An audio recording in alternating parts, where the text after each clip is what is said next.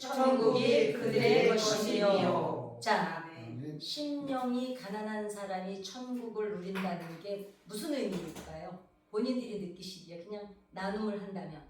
마음이 욕심이 없는 사람. 없는 사람 또 맞아요. 또 신령이 착하게 사는 심령이 가난하다. 아픈 사람. 가난한 아픈 사람. 아픈 사람, 심령이 아픈 사람 또 네. 뭐 나머지는 그냥 마음이 아픈 사람. 숟가락 같이 얹어놓고 가겠다. 네. 많이 가진 거지가 있고 많이 가진 거지가 있어요. 그리고 많이 나누는 부자가 있습니다. 그럼 많이 가진 거지와 많이 나누는 부자의 차이점은 뭘까요? 저기 두 지역 저기 가진 물건을 네, 그냥 어른 사람 나눠주는 것이 부자고. 나누고, 네, 아무리 부자라고도 부자스러워 더 애끼는 사람이 있어요. 그렇죠. 부도세 그건 가난한 사람이죠. 왜냐면 못 쓰니까. 네, 맞아요. 많이 가진 거지가 있고 정말 저 정도면은 굳이 저렇게까지 안 해도 될 것 같은데 더 인색하고 더 사람 안 믿고. 근데 어떤 부자 정말 돈이 몇백억 있는 부자 얘기를 제가 들어봤거든요. 돈이 없었을 땐 자기도 사람을 다 믿었대요. 근데 돈이 많아지니까 사람이 자식도 마누라도 아무도 안 믿어진대요. 왜냐? 사람이 옆에 오면 그 사람이 오는 의도를 이 사람이 내 돈 보고 오는구나로 다 그냥 어떤 바운드리 안에 집어넣어 버리는 거예요. 그리고 어쩌면 돈이 없어. 그래서 그러면서 그분이 그래요. 마음이 편하게 산 거는 돈이 없었을 때라는 거예요. 그래서 제가 그랬어요. 그러면 지금이라도 그러면 돈이 없었을 때처럼 사시면 되잖아요. 그랬더니 하는 말이 안 된다는 거예요. 이제는 가진 게 이걸 지켜야 돼. 그래서 그러면 만약에 지금 내가 남은 생애 동안에 저거를 어디에다가 쓰고 죽을 거냐고 물어봤어요. 아니 내일 죽는다면 그 돈 어떻게 하시겠어요? 했더니 무서워서 자기가 무서워서 그 돈에 손을 못 댄다는 거예요. 어찌 보면 그 사람이 진짜 행복했을 때는 언제였을까요? 돈이 없었을 때. 있어서 불행한 사람이죠. 근데 이런 사람이 있어요. 우리 교회 그런 권사님 한 분 계세요. 제가 본 분 중에는 그냥 근데 저는 그거는 조금 이제 제가 상당히 필요하게 생각할 정도로 너무 과하다는 건 나쁜 의미가 아니고요. 자기 진행을 다 짜내는 거예요. 근데 그것 또한 하나님이 기뻐하진 않으세요. 왜냐하면 일단은 이기주의나 자기 중심적이거나 독선적인 거는 옳지 않지만 자기를 너무 배려하지 않는 것도 하나님이 절대로 기뻐하지 않으십니다. 생각해보세요. 여러분의 자식들이 그냥 한 달 내내 직장 다니고 뭐 어쩌고 고생하고 돈 벌어서 엄마 아버지한테 괜찮다고 하는데도 내 갖다가 쓰느라고 자기는 막 애가 그냥 지쳐가면서 진이 빠져 살면 받는 게 행복할까요? 안 행복할까요? 불편해요. 그쵸? 네. 그래서 제가 주는 걸 좋아하는데 받는 걸 어색해. 저는 이제 주는 걸 좋아하는데 받는 걸 못하는 축에 속한데 요즘에는 이제 노력을 많이 해요. 막 받으면 오그라들어요 저는. 그리고 그날부터 저는 고민을 엄청 해요. 이거를 받았는데 내가 뭘로 돌려줘야 되나. 근데 뭐라도 돌려줘야 내가 편안해. 그러니까 결국은 나 편안하자고 누군가를 불편하게 해요. 왜냐? 정말 그 사람은 정말 주고 싶어서 정말 막 너무 주는 게 너무 행복해서 줬는데 이 사람이 그걸 짐으로 받아들여서 또 갚아버리면 남의 행복을 빼앗는 거예요. 그러니까 정말 잘하는 거는 여러분 어찌 보면 주는 것보다 이거 잘 들으셔야 돼요. 주는 것보다 받는 걸 잘하는 사람이 어찌 보면은 남을 더 행복하게 할 수가 있습니다. 그게 그러면 누구와의 관계에 있을까요? 하나님과 우리 관계죠.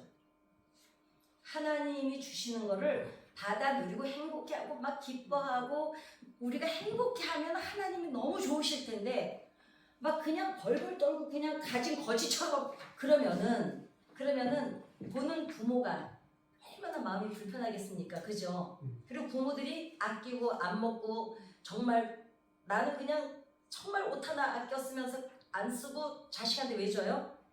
얘네들이 그걸 받아서 어머니 맨날 와서 어머니 고맙습니다, 아버지 고맙습니다 이러기를 바라서 줘요? 아니면 엄마하고 받아가가지고는 나 상관없지만 지네끼리 너무 잘 살면 아우 다행이다.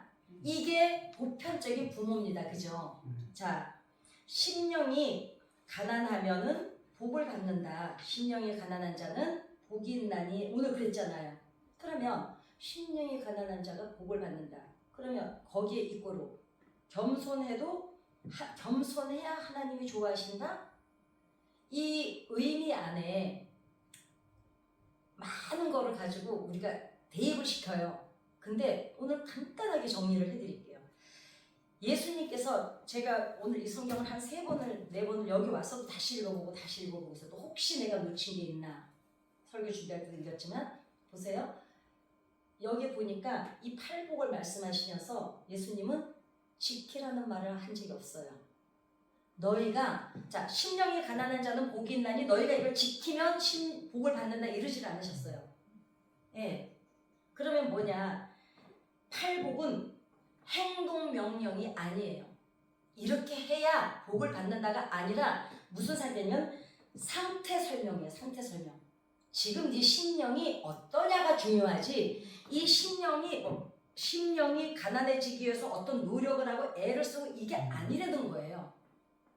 이걸 우리가 잘 숙지하고 지나가야 정말 주님, 그러니까 예수를 믿으면 제가 가끔 그 말씀 드리죠.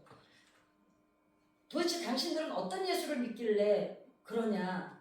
나는 내가 믿는 예수는 이렇게 행복한데 이제 그런 말을 갖고 할 때가 있거든요. 이제 그거는 뭐 때문에 한 건 아니고 예수 안에 살면서도 나사로가 묶여 있었던 같은 묶임을 계속 가지고 사는 사람들이 의외로 너무 많아요. 하나님의 은혜를 우리가 정해놓은 도덕과 윤리라는 잣대로 묶어가지고 거기 기준에 맞춰놨기 때문에 그렇거든요.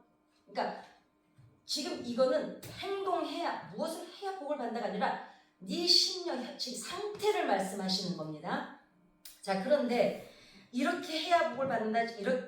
이렇게 해야 복을 받는다. 이렇게 해라 하지 마라가 아니라 이러한 심령을 가진 자가 복이 있다는 뜻이 되는 거죠. 그러면 그러니까 행동을 해야 복을 받는 게 아니라 심령이 가난한 상태.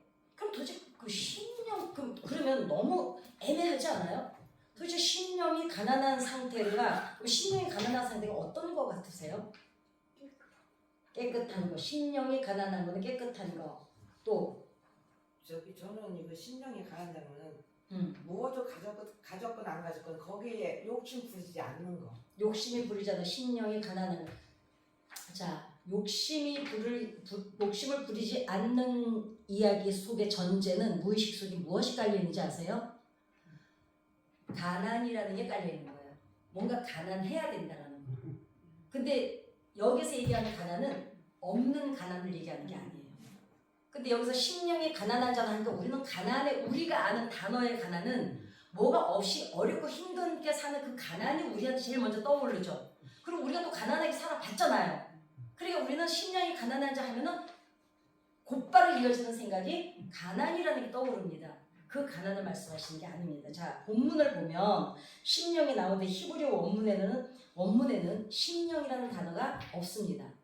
히브리어에는 심령이라는 단어로 쓰지 않고 헬라어 원문에는 푸토코이 토푸뉴마티. 진짜 싫어하는 말도 나왔습니다. 자, 나는 외국어 싫어하는 다 아시죠? 저는 1000명 정도가 알아. 자, 그러면 직역을 하면 이게 뭔 얘기냐? 한마디로 얘기를 하면 영 안에서 완전히 비워진 사람들을 지칭하는 말이다. 자, 영 안에 그럼 또 그러지. 그러면 이게 계속 질문을 하잖아요. 얘 꼬리를 물잖아요. 입장 엄청 곤란합니다. 이해가 안 가니까. 왜냐? 아니 지금 앞전에 얘기한 것도 지금 심령이 가난한 게 뭐더라고 뭘 얘기하려는 거야. 이래서 지금 골치 죽겠는데 또 영이 비워져야 된다네. 자, 아주 중요한 말이 나오는데 여기서 나오는 그 어려운 말 중에 내가 싫어하는 말 중에 푸토코스라는 단어가 있는데 푸토코스는 조금 부족한 상태가 아니라 그러니까 심령이 가난한 자라 그러잖아요. 그러니까 조금 부족한 상태가 아니라 진리를 벗어나서는 결코 살 수 없는 갈급한 상태를 표현하는 거라는 거예요. 심령이 가난한 건 한마디로 뭐냐면 하나님 없이 못 살아요. 이게 가난이라는 거예요. 자, 그러면 다시 얘기해 드릴게요. 또 그러면 또 이제 또 골치 아파져요. 붙잡을 게 없는 상태. 그 다음에 자기 기준이 완전히 부서진 자리에 있을 때를 가리키는 말이라는 거예요. 내가 아무것도 붙잡을 게 없어. 그 다음에 즉 겸손한 척 착한 척하는 위선을 가면을 쓰는 상태가 심령이 가난하다 했으니까 네네 뭐 아니면 아니에요 이게 아니라 의지할 내가 사라진 상태. 이게 중요해요. 이거 오늘 핵심이에요. 의지할 내가 사라진. 그럼 또 그러지. 아니 내가 기도할 때 나 하나님만 의지했지 나를 의지한 적이 없는데 또 그럴 수 있잖아요. 그죠? 그걸 제가 설명을 해드릴게요. 신념이 뭡니까? 신념은 굳게 믿는 믿음이에요. 신념은 당신의 내가 알고 있는 걸 굳게 믿는 거. 이게 신념입니다. 자, 그다음에 의지. 의지는 어떠한 일을 이루려고 하는 마음이거든요. 이거를 잘 구분해야 돼요. 신념은 내가 어떤 알고 있는 사건을 믿는 것을 신념이라고 해요. 그럼 우리의 신념은 뭐예요? 하나님이 살아계신 하나님이가 이거는 신념이에요. 의지는 뭐냐면 내가 뭘 하려고 하는 거. 내 의지. 그죠? 하나님을 뜻을 구하면서 기도를 할 때 응답이 빠른 사람이고 정말 오랜 시간이 필요한 사람이 있어요. 그러니까 아니 우리가 사람이 아니라 기도가 있죠. 이 기도 저 기도를 하다 보면 어떤 기도는 저 같은 경우에는 영영 하나님이 안 들어주신 기도가 있죠. 아이를 안 주신 거. 엄마가 되는 거는 고양이 엄마잖아요. 이제 고양이가 3마리 4마리가 태어났는데 1마리가 죽었으면 막 울고 다녔어요. 그것도 제가 또 토종닭 1마리 사다가요 고아가지고 산모 그래 내가 애를 못 낳았으니까 산모 애 잘 낳는 너라도 그러면 내가 산후조리 해줘야겠다. 그래가지고 저는 길고양이들 보면 길에 다니는 동물들 보면 불쌍해요. 왜냐면 동물 학대의 문제가 아니에요. 약자에 대한 생명에 대한 문제거든요. 이거를 갖다가 고양이들 아주 골치 아파지겠어. 동네 개는 풀어놓으면 사람을 물어요. 근데 고양이는 안 물어요. 고양이는 숨지. 그래 이제 그러는데 제 얘기는 뭐냐면 어린아이, 병든 사람, 노인, 그 다음에 힘이 없는 말을 못하는 동물. 어렸을 때 제가 우리 개들 우리 막 발로 차고 그랬잖아요. 우리 엄마한테 매를 더 맞았어요. 우리 엄마가 교회를 다니면서도 이런 마음이 있었어. 말 못하는 짐승 학대하는 거 아니다. 왜냐하면 우리 엄마가 정말 잘 가르쳐 준 거였어요. 왜냐하면 개 때리다가 우리 엄마 그러더라고요. 너 그렇게 개 때리다가 그 발로 사람 때린다. 제가 개를 발로 쳤더니 그 말이 꼭 맞아요. 그러니까 살인자들이 거의 뭐예요? 개를 가지고 고양이를 학대가지고 그 다음에 사람으로 오잖아요. 자 그러면 왜 그럴까? 하나님께 말은 구하고 있는데 마음 상태는 여전히 내가 잡고 있는 끈을 놓지 못하는 사람이 기도가 응답이 오래가요. 그런데 신념을 갖고 기도하는 기도는 빨리 응답이 와요. 그런데 내 의지를 가지고 하는 기도는 오래가요. 그럼 또 그러지. 그래도 우리가 오기 싫은데도 억지로 의지를 가지고 오잖아. 아니죠. 의지를 갖고 오는 건 그 의지는 좋아요. 뭔가를 이루려고 하는 거. 그러나 기도 내용의 목적은 뭐냐면 신념을 가지고 해야 되겠죠. 하나님이 반드시 이 기도를 들어주시는데 이거는 내 힘으로 안 되는 거야. 그러니까 저 같은 경우에는 제가 계속 자잖아요. 먹기만 하면. 낮에 스케줄 있을 때는 아예 굶고 다니잖아요. 그러는데 정말 저는 너무 기도 제목이 왜냐면 하루에 몇 시간을 그냥 그 자는 거에 그냥 자야지 하고 자는 게 아니라 그냥 자버리잖아. 기면증이니까. 그러니까 자버리고 황당해요. 일어나면. 그 없어진 시간 나에게서. 근데 밤에 안 자느냐 자도 그건 상관이 없어요. 그러는데 자 병원에서도 그렇게 병원을 많이 다녀도 못 고쳐내요. 저도 방법은 알아요. 소식하면 돼요. 근데 저는 식탐이 진짜 그렇게 생겼죠. 제가 식탐이 있게 생겼잖아요.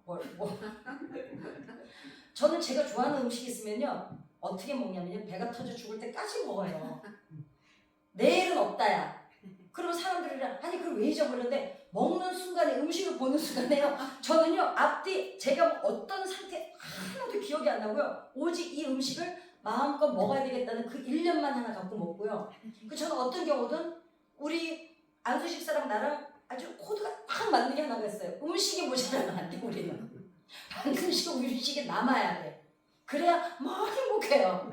그러는데 이게 뭐냐, 비워낸다는 거는 뭐냐, 그 너무 잘 아시죠? 태풍이 오는 게 우리는 태풍 때문에 피해를 많이 보잖아요. 이 얘기를 마저 해야죠. 그런데 이거는 제가 기도를 해요. 병원을 가봐도 의사도 해결을 못하고 내 의지도 해결을 못하기 때문에 이거는 기도하죠, 하나님 앞에. 왜냐, 이거는 하나님밖에 해결할 수 없는 문제예요. 이 신념을 가지고 제 의지를 동원해서 기도하는 거죠. 이해가 가십니까? 네. 태풍이 와야 바다 밑이 어떻게 돼요? 정화가 일어나잖아요.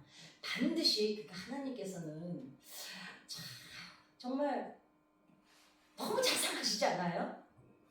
아니 어떻게, 그러니까 아니 그냥 스쳐 지나가도 될걸, 그것조차도 하나님은, 그러니까 그분의 그 신묘막측하심을 우리가 헤아릴 수가 없는 거예요.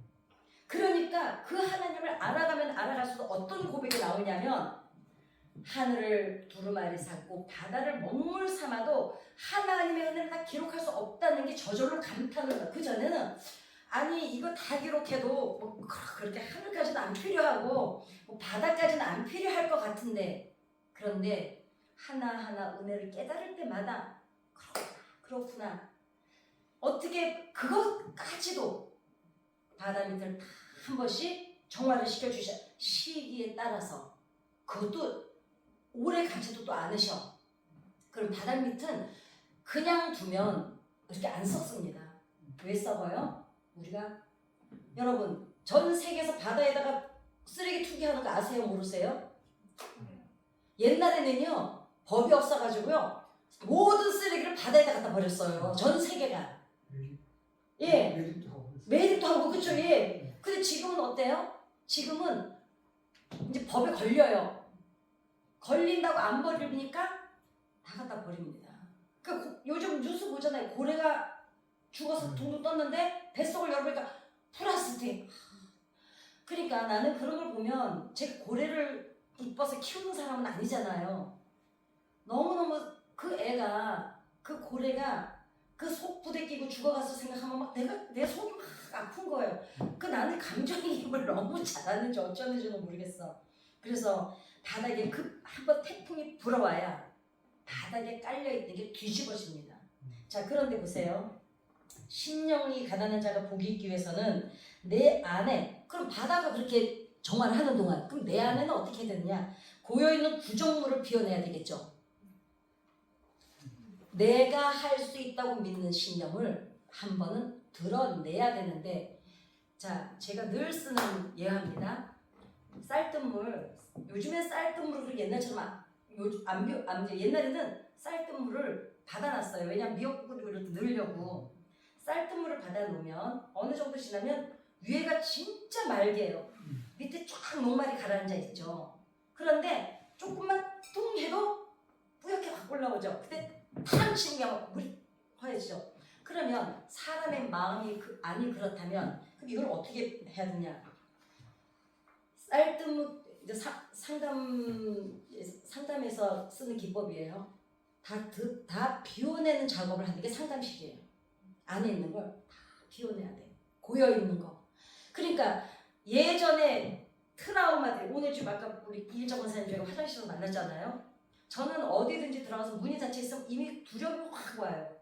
우리 집은 모든 문을, 화장실까지 모든 문을 절대로 안 닫아 놓습니다. 어떤 데는 장롱도 그냥, 어떤 데 장롱도 다 열어놔요. 왜 그러냐? 제가 예전에 집회 다닐 때 대구에서 대구 교도소를 가는 길에 그 전날 증평에서 집회를 했는데, 호텔에 문을 열어놓고 짐을 차에서 갖고 오는 동안에, 호텔이니까 고동당 프런트 증평 관광 호텔이었어요. 지금은 없어졌지만 호텔 프런트 옆에 이렇게 복도로 와서 첫 번째 방이니까 의심의 여지가 없었어요. 프런트 옆이고, 그런데다가 1층이고 호텔이고 그랬는데, 이렇게 이제 짐을 갖고 들어와서 이렇게 들어갔는데 마주 보이는 데가 화장실인데 문이 열려 있었어요. 이렇게 돌아서면 여기가 방이에요. 이렇게 들어가서 문 닫고 돌아가서 막 짐 풀고. 아 근데 뭐 뒤가 이상해. 확 돌아보니까 하얀, 아우 지금도 소름 끼치죠. 딱 돌아보는데 하얀 운동화가 딱 보이는 거예요. 그 제가 안 쳐다봤어요. 그러면서 제가 내가 당신 얼굴을 안 봤으니까 제 지갑에서 현금, 그날 사례비도 받았고 음반 팔았지, 돈이 있었어요. 그것만 가져가고 전화기하고 다른 건 돌아. 내가 다음 스케줄 때문에 저 백을 가져가 버리면 내가 내일 움직이지를 못한다. 그러니까 내가 당신 얼굴을 안 볼 테니까 저 돈만 가져가세요. 그리고 제가 눈을 딱 가렸어요. 얼른 가져가세요. 그랬어요. 그랬더니 가져가면서 이래. 내가 너 착하기 때문에 오늘 안 따먹고 내가 너 지갑만 가져가는 거야? 이러고 문 쾅 닫고 나갔는데 그 문을 열고 못 나가겠어요. 무서워서. 그 밖에 그 남자가 또 있을까 봐. 그리고 좀 기다렸다가 문을 열고 이렇게 나는데 복도에 사람들이 왔다 갔다 하는데 그 공포. 이 사람들이 다 일행이 하니까 내가 만약에 신고하면 내가 해를 당할 게가. 근데 내가 이렇게 걸었어. 이렇게 벽으로 이렇게 걸어가지고 프런트로 가가지고 제 방에 각도가 들었어요. 그런데 이 프런트 직원도 못 믿겠는 거예요. 그 뒤로 제가 문을 안 닫아놔요. 어떻게 들어왔나 봤더니 내가 들어가는 호텔 방에 들어가니까 화장실이 열려 있었잖아요. 열려 있는 뒤에 숨어 있었던 거야. 그다음 내가 문을 들어가니까 뒤에서 나와서 방으로 들어온 거예요. 그 지금 그런 그 트라우마가 지금 30년이 됐는데도요 안 없어져요. 그러면 사람이 자기 안에 있는 그 안에 있는 고여 있는 것들이 본인이 평소 생활 때는 몰라요. 근데 저같이 오늘 우리 여기 들어가면 꼭 첫 번째 화장실이 문이 꼭 닫혀 있어요. 다른 문을 이렇게 열어놓으면 열리는데 첫 번째 문은 꼭 저절로 닫히더라고요. 그러니까 거기 들어갈 때가 제일 근데 그래도 꼭 열어봐요. 혹시 거기 누구 꼭 앉아 있을 것 같아가지고. 그리고 오늘 나오는데 권사님 오는데 깜짝 놀래가지고. 자, 자기 안에 이렇게 깔려 있어요. 이게 비워내야, 그게 완전히 비워져야 그 트라우마에 안 시달리거든요. 그런데 비워내는 거에는 반드시 용기가 필요합니다. 왜냐하면 자기 안에 있는 거를 내놓는다는, 어떤 때는 어때요? 살아온 인생 쭉 돌아보면 내가 마주하고 싶지 않은 내 과거가 있잖아요. 나조차도 내 인생이었는데도 불구하고 이러잖아요. 얘기하지 마. 그 생각 두고 다시 하기도 싫어. 이런 일들이 우리 인생에도 반드시 있습니다. 그런데 그거를 계속 갖고 있으면 쌀뜨물처럼 계속 깔려 있는 거예요. 그거를 어떻게 해야 돼요? 드러내서 내가 눈으로 직면해야 돼. 그래서 그거를 그 양동이를 그 둘 중에 하나예요. 그 상담실은 뭐 하느냐? 그 안에 있는 거를 다 끄집어내서 해야 돼요. 둘 중에 하나예요. 안 건들든가 평생. 조금만 건드려도 쌀뜨물이 움직이니까 안 건들 수 있으면 안 건들든가. 두 번째 방법은 아예 뒤집어서 싹 버리고 양동이를 깨끗이 씻어서 새 물을 받든가. 그쵸? 그 두 가지 방법밖에 없으니까. 그러니까 뭐냐면 심령이 가난한 자는 복이 있기 위해서는 내 안에 밑바닥에 고여있는 부정물을 비워내야 된다는 거죠. 심령이 가난해지려면 내가 잡고 있는 의지하는 것들, 내가 방법이라고 알고 있는 것들, 우리가 기도할 때 대부분 어떻게 하면 하나님 문제가 있을 때, 그래서 저만 그럴지는 모르겠는데 우리 그러잖아요. 이 문제는 하나님이 해결하셔야 돼. 이러고 기도하러 와요. 근데 기도는 하나님 이 문제는 제가 힘으로 할 수 없고 하는데 내 생각은 뭐라고 하냐면 이거는 지금 이렇게 누구한테 이렇게 돈을 빌려서 이렇게 막아가지고 이렇게 돌아가서 막 이 생각하면서 기도하고 있는 거야. 그리고 또 뭐 어떤 기도든지 자기 생각을 막 하면서 기도할 때가 있어요. 맥을 놓칠 때가. 말은 기계적으로 하고 있는데 내 생각, 제가 뭐라 그랬어요? 구천에 떠도 몸은 여기 있는데 생각은 딴 데 가 있는 게 뭐라고요? 염려라고요. 생각에 9천을 떠들고 있는 거예요. 귀신이 돼가지고. 그 다음에 말과 생각이 다른 건 기도가 아닙니다. 그런데 우리가 기도의 자리에서조차도 기도가 아닌 기도를 할 때가 너무 많다는 거예요. 그러니까 심령이 그럼 그건 왜 그래요? 그러면 잘 생각해보세요. 그럼 그 현상이 왜 일어나느냐? 몸은 여기 있는데 생각은 딴 데 9천을 떠도는 귀신처럼 떠도는 것도 이것도 뭐예요? 내 안에 심령이 안 비워내져서 그런 거잖아요. 생각이 안 비워내져서. 그 다음에 말과 기도가 생각이 분리가 되어 있는 것도 뭐예요? 내 심령에 부정물이 계속 남아있는 거예요. 결국은 이루고자 하는 의지가 있는 거예요. 심령이 있는 게 아니라 의지가 있는 거예요. 그쵸? 히브리어서는 이 상태를 설명하는 게 어떻게 하냐면 아나브라고 해요.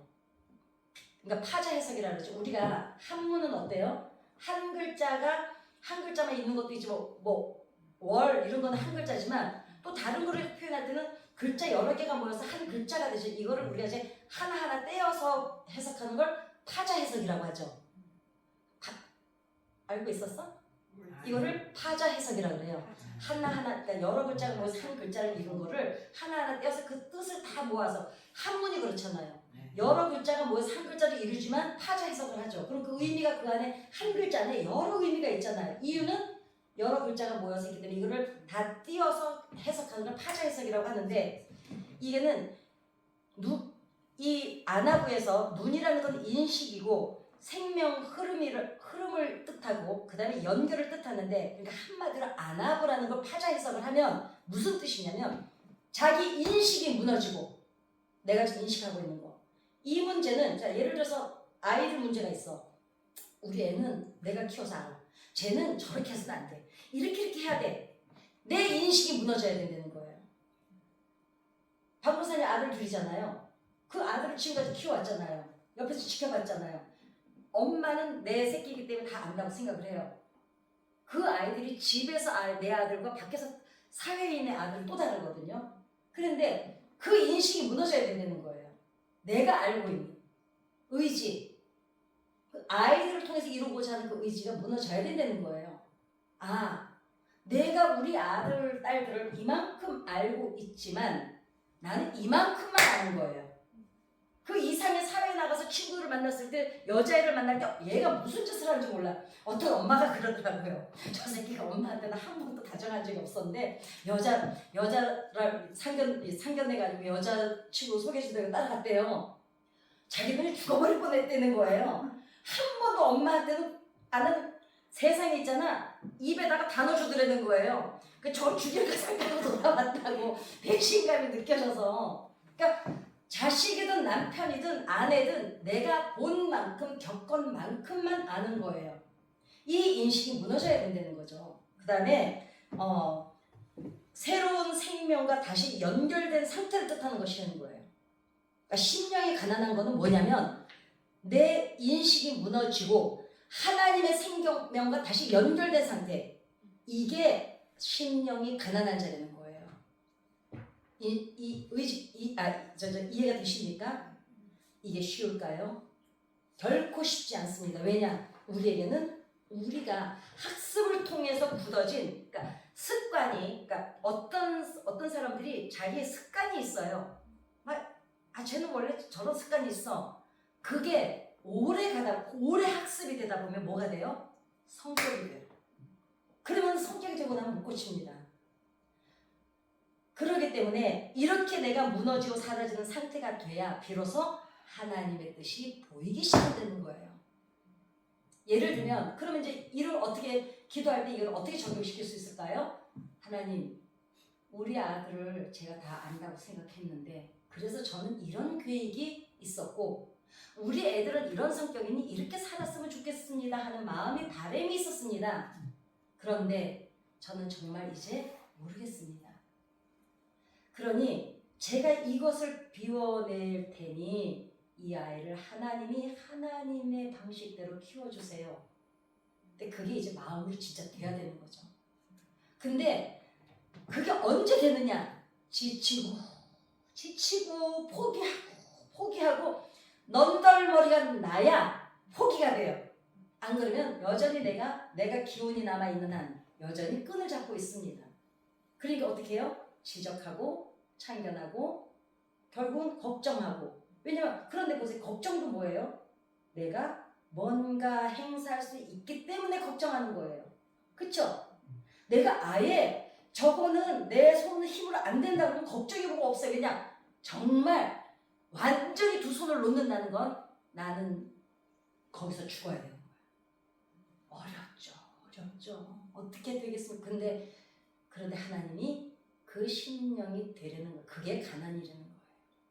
자, 왜냐하면 왜냐하면 하나님의 뜻은 정답이 아니라는 거예요. 이렇게 해야 돼, 저렇게 해야 돼가 아니라는 거예요. 네 마음 상태가 뭐냐는 거예요, 지금. 네 상태를 얘기하는 거예요. 심령이 가난한 자는 복이 있나니가 심령이 가난해져서 지는 행동을 해야 복을 받는 게 아니고 네 심령 상태가 가난이 비워져 내야 그래야 복이 들어갈 틈이 있다는 거죠. 이해가 되십니까? 그렇습니다. 자, 내가 살아있고 나의 기준이 나의 틀이 완곡할 때는 하나님의 방향이 절대로 안 보입니다. 왜냐?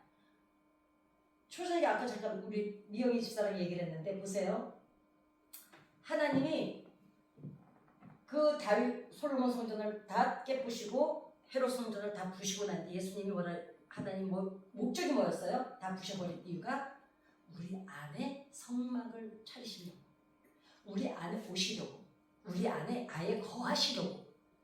그리고 임마누엘 성령 하나님이 임재하셨어요. 자, 그러면 이제 왜 그 얘기가 나왔냐면 기도문을 써가지고 누가 좋은 기도문이 있어서 이게 참 좋다 해서 그거를 기도문을 읽는다는 거예요. 그런데 제가 읽지 말라고 그랬어요. 왜냐? 자, 보세요. 성령님이 알게 하시리라 그랬거든요. 우리가 마음을 가라앉히고 성령의 음성을 듣고자 하는 마음 준비로 좀 침묵을 갖게 되면 그때부터 내 속의 소리가 들리기 시작해야 되는데 보세요. 내가 무엇인가를 생각은 해요. 자, 이걸 읽으면서 이 아이를 위해서 기도는 해요. 이거 읽으라고 알게 하시는 성령이 말씀하실 때 못 듣는다는 거예요. 그쵸? 그러니까 반드시 침묵의 시간, 고독의 시간, 고요의 시간 이게 있어야만 왜? 그래야 내 안에서 말씀하시는 성령 하나님의 음성에 귀를 집중할 수가 있고 코드가 맞춰질 수가 있고 그래야 전기는 들어온다는 거죠. 무슨 말인지 알죠? 그래서 하나님 의지의 방향, 하나님께 대한 신념의 방향이 내 의지의 방향이 하나님께 대한 신념의 방향으로 바뀔 때 비로소 성령께서 알게 하시고 깨닫게 하시라는 것이 비로소 들리기 시작하는 거예요. 그게 심령이 가난한 상태가 돼야 된다는 거죠. 이해가 가십니까? 예, 그렇습니다. 그래서 자, 시편에 보면 온유한 자를 정의로 지도하시며 온유한 자에게 그의 도를 가르치시로다. 온유는 하나님의 말씀에 길들여진 자를 온유라 그래요. 성경적 의미가. 그 다음에 온유의 의미는 내가 힘이 있지만 이게 중요해요. 내가 힘이 있어요. 기도할 힘도 있고 뭐 해결할 힘도 있고 막 이래요. 그런데 내가 있는 힘을 내려놓고 낮은 곳으로 내려가서 상대방의 눈을 맞춰주는 걸 온유라 그러거든요. 한마디로 얘기하면 힘을 가지고 갑질 안 하는 거. 내 의지를 가지고 갑질 안 하는 거. 우리가 하나님 앞에 어떻게 우리가 갑질을 해요 그러잖아요. 갑질 엄청 합니다. 그게 갑질이에요. 내 힘을 가지고 하나님한테 기도는 하면서도 내 의지를 가지고 계속 움직이는 거 이게 갑질이에요. 내 힘을 의지해서 쓰는 거. 하나님 앞에 내 힘이 있지만 그 힘을 내려놓는 게 온유라는 성경적 의미거든요. 그러니까 그 힘, 성경적인 온유는 말씀에 길들여진 거, 힘이 있지만 그 힘을 사용하지 않고 낮은 자리로 내려가는 거, 하나님의 숨결 속에 거하는 것을 온유한 자라 그러거든요. 그런데 오늘 시편 29편 9절에 뭐라냐면 온유한 자를 정의로 지도하신다는 거예요. 정의가 뭐예요? 옳은 거. 자, 바른 거죠. 그 다음에 온유한 자에게 그의 도를 가르치신다는 거예요. 그게 뭐예요? 도가 뭐예요? 길도자잖아요. 하나님의 길을 가르쳐 주신다는 거예요. 온유해질 때. 그럼 신령이 가난한 자가 되기 위해서는 뭐가 돼야 될까요? 나를 비워내야 돼요. 하나님을 향한 신념. 내 의지는 내려놓는 거. 구분이 되십니까? 신념과 의지만 기억하세요. 그러면 오늘 얘기는 끝납니다. 자, 즉 하나님께서는 능력 있는 자에게 하나님의 뜻을 보여주시는 것이 아니라 자신을 비워낸 사람에게 드러내신다는 거예요. 비우는 거 쉽지 않아요. 왜냐, 내 남편 나보다 누가 더 잘 알아요? 내 자식들 나보다 누가 더 잘 알아요? 내 아내? 아이고 내가 저 여자랑 몇 년을 살았는데. 근데 아니에요. 누가 그러더라고요. 저 인간은 이름이 인간인가 봐. 성은 저씨고. 저 인간은 가면 갈수록 더 모르게 되는 거예요. 여러분 그럴 수밖에요. 하나님이 그 신묘막측하신 하나님이 우리를 지으셨어요. 의학이나 과학을 공부하는 사람들은 하나님의 존재를 믿습니다. 왜냐하면 의학을 생각해 보세요. 요만큼 엄지손가락 여기를 지문 이거를 풀이를 해서 A4 용지로 10포인트로 글씨를 쓰면 아파트 10층 높이 되는 거예요. 요만큼이. 아니 다 아시잖아요. 전 세계의 지문이 같은 사람이 한 명도 없어요. 이게 어떻게 과학과 의학이 어떻게 증명을 하냐고요. 나는 정말 이해가 안 가는 게요. 내 안에 이 핏줄이 지구를 7바퀴 반. 제가 이거는 생각할 때마다 고민을 하거든요. 아무리 고민을 해도 난 이해가 안 가요. 우리 몸 하나가 지구 7바퀴 반을 어떻게 내 핏줄이 도냐고 혈관이. 이해가 가십니까? 안 갑니다. 그런 우리가 그런데도 하나님 앞에 기도할 때 어떻게 해요? 여전히 이거 요만큼도 10층 아파트 높이 A4 용지로 높이라는데 그거 하나 풀지 못하는 우리가 여러분 하나님 앞에 계속 의지를 나타내고 있어요. 그 의지는 하고자 의지의 방향을 돌려야 되겠죠. 어디로? 하나님을 향하는 상태로. 그래서 이래서는 안 돼요. 그러면 또 그래. 제가 아는데요. 저는 아는데 하면 그다음부터 말 딱 끊어버리고 안 해요. 그 사람은 개선의 여지가 없어요. 맞아요. 해봐야겠어요. 이러면 걸음은 뛰어요. 걸음은. 그런데 벌써 그래요. 제가 글쎄 다 아는데 이러면 더는 말하기가 싫어요. 그렇지 않아요? 누구랑 얘기하는데 내가 그 길을 쓰고 얘기를 해줬는데 그래서 나도 다 아는데 이러면 딱 말하기 싫어요. 나 상종도 안 하고 싶어 진짜. 성질대로 한다면. 아유 내가 그랬어. 내가 오늘도 오면서 우리 집사랑 통화하면서 그랬어요. 여보 내가 보니까 이 세상에서 제일 극한 직업이 목사들 같아. 목사들은 하나님 은혜로 암이 안 걸리는 거지. 내가 이 설교 때문에 고민하면서 봤더니 암이 안 걸리는 게 기적이다. 암이 안 걸리는 게. 저는 진짜 너무 어려워요. 물론 다른 분들은 어쩌면. 그러니까 결론입니다. 신령이 가난해진다는 건 자기 기준, 내 의지가 무너져야 하나님의 뜻이 비로소 보이기 시작하는 출발이 거기는 거예요. 그래요. 자, 바로 말씀드렸죠. 그래요. 한번 해봐야겠어요. 이렇게 걸음을 뛰는 사람과 그래서 제가요 지금까지 권사될 때까지 장로될 때까지 기도해봤는데요. 아유 그렇게